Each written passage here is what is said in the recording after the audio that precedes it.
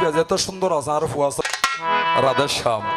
তো আমি আজকের মঞ্চ থেকে যাকে স্মরণ করি শ্রদ্ধার সহিত প্রণাম অর্পণ করি, সে আমার পরম বন্ধুব শ্রদ্ধাভাজন দাদা সিংহবাড়ির রত্ন শ্রীযুত আশুতোষ সিংহ মহোদয়। তিনি আজকে আমাদের ভালোবাসার টানে আমাদের কাছে এসেছেন। তো আমার বৌদিমণি একটু শারীরিক অসুস্থতার কারণে আসতে পারেন নাই। আমি এখান থেকে তাহার প্রতি শ্রদ্ধা জ্ঞাপন করি। আর যারা দূরদর্শনে রয়েছেন বহির্বিশ্ব থেকে আজকে সুরের সন্ধ্যা চ্যানেলের মাধ্যমে এই অনুষ্ঠান অর্থাৎ পালবাড়ির অনুষ্ঠান যারা আজকে উপভোগ করতেছেন, আমি তাদের প্রতি চ্যানেলের মাধ্যমে শ্রাবণীয় শুভেচ্ছা অর্পণ করি। তো চলো এবার ধীরে ধীরেই আজকের আলোচনায় যাই। চেষ্টা রাখিব রস বৃন্দাবনের রসর মিথ্যে চালাইতে মধুরাঙ্গিনায়। এবার বন্দি দেব নারায়ণ আদি ব্রহ্ম সনাতন,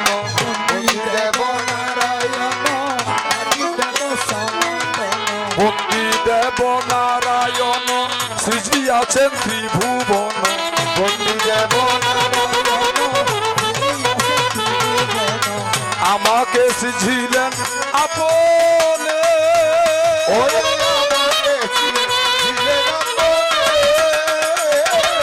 কৃপা যদি করো ভারী তবে উদ্ধার হতে পারি,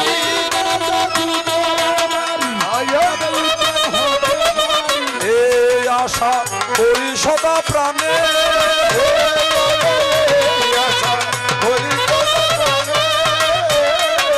বন্দি দেব গণরায় সিদ্ধিদাতা বসুধায়,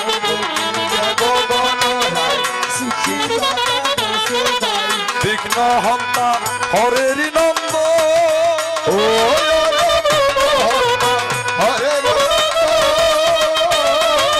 ভজ মুন্ড মুন্ড শোভে সর্বত্র জয়ী হবে, সর্বত্র জয় হবে, অগ্রে তবে করিলে পুজো,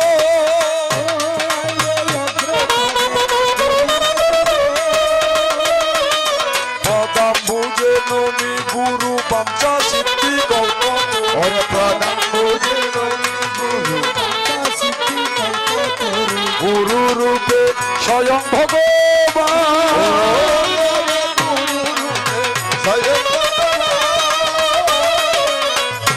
দাও ভক্তি পেতে গতি জীব জগতে পেতে মুক্তি, পেতে গতি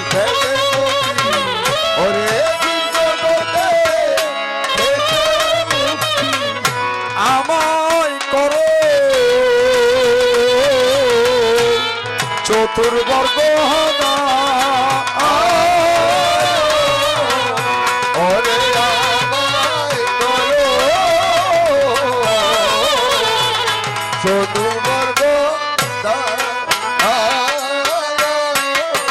ওরে আমায় করো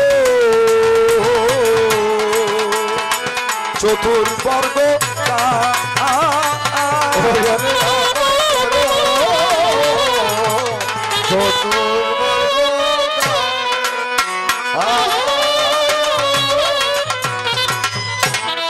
এই পর্যন্ত সংক্ষিপ্ত পরিসরেই আমার ভক্তি স্তুতি বন্দনা রেখে এবার আমার মহামায়ার কথার দিকে যাই।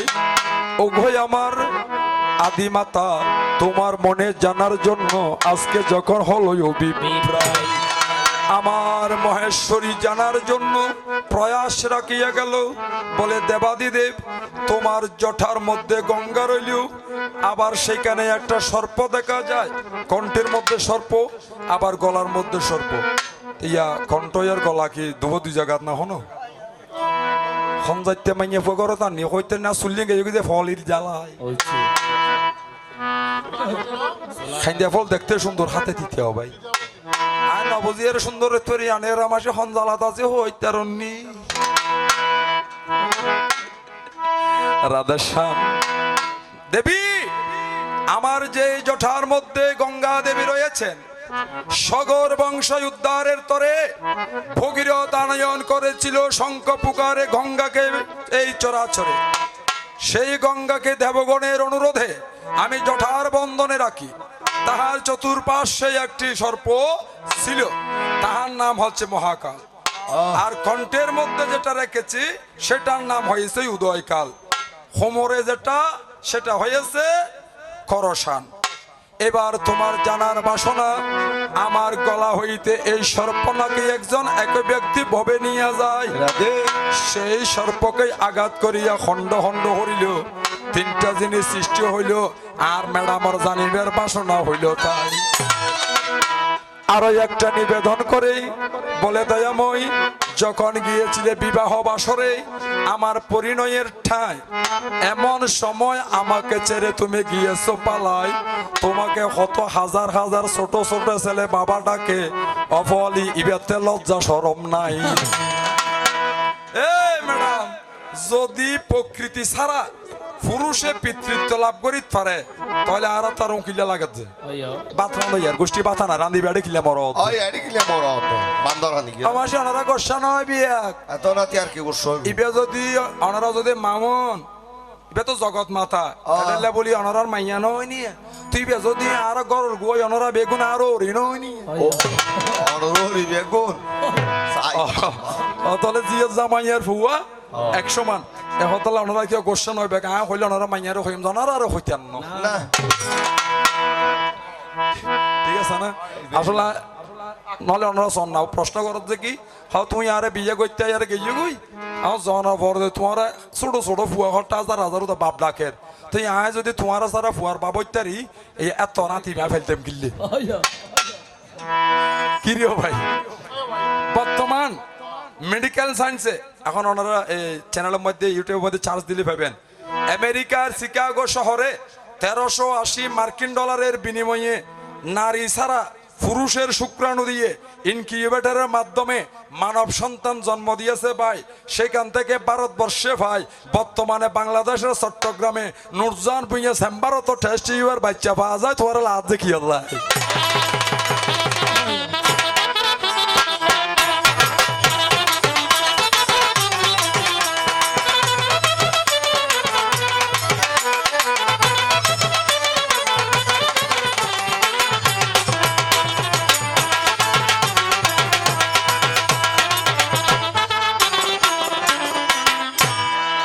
আমি মনে করছিলাম দাদা সাধন দা 91 92 ফল বেগুন চাবই ওই এটা দেখছি আর ঘরের ভিতরে রোগ ওই বে গাছের উপর লটকে আছিলি আর বুড়ির মাথা হারাবাইয়ে আস্তে গাড়ির বাড়ি আর বুড়ির মাথা হারাবইয়ে আইতে গাড়ি বাড়ি হাইনি ফলা বুড়ি ফল ওই গাড়ির মধ্যে বাড়ি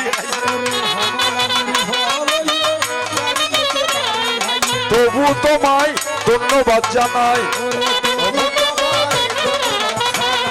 শোনো মন দিয়া বসিয়া বসিয়া বলিব বলিব তোমার, বুঝিলে আনন্দ হবে প্রেমানন্দ উদয় হবে, নিরানন্দ যাবে রে চলিয়া, আনন্দ আনন্দ উদয় হবে প্রেমানন্দ, আনন্দ আনন্দ উদয় হবে, ওরে গুছে যাবে নিরানন্দ।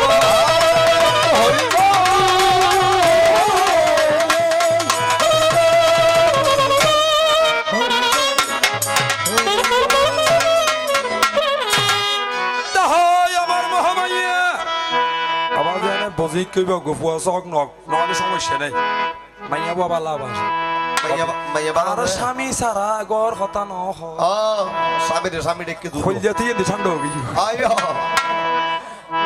এই হৃদয় ছিড়ে যদি বুড়ি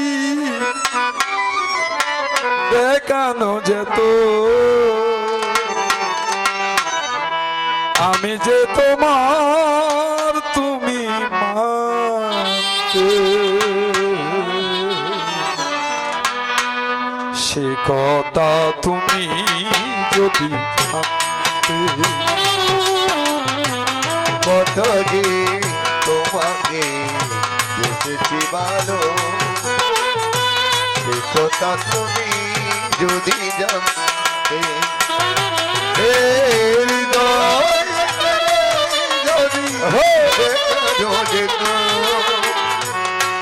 যে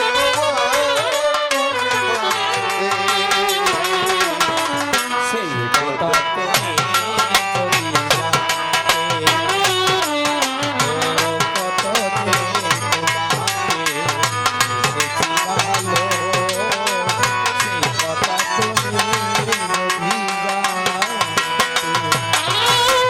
ওই দুটি চোখ তোমার জলে পটক পদ্ম, যত দেখি তৃষ্ণা মিটে না। যত দেখি